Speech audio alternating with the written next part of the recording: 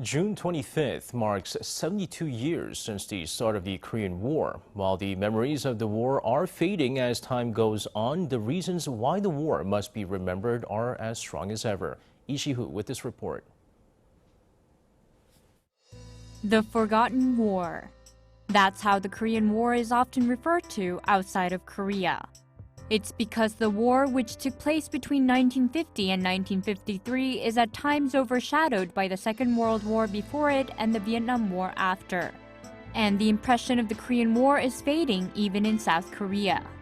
According to a survey taken in 2020 by the Joongang Ilbo newspaper, only 1 out of 7 South Korean teens knew the year that the Korean War started. Compared to those in older age groups, the figure was significantly lower. Students say this could be because the war feels too distant for them. It doesn't seem that there is much interest in the topic. From a student's perspective, it seems like something unrelated to us, something only in the books. Yet there are those who are working hard to make sure the war is not forgotten. Among them is Park Ok-sun, who served during the Korean War as a nursing officer. As the current director of the Korean War Veterans Association's Jongno-gu district branch, she regularly helps educate the next generation about the Korean War.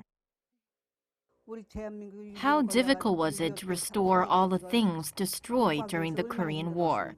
So we shall not start wars, we shall not fight, but instead conduct balanced security education to bring peace to all countries. Meanwhile, experts say that we should pay attention to how we remember the war. There are tendencies to remember this war differently based on each country's situation, rather than how it should be remembered, a shared tragedy that should never happen again.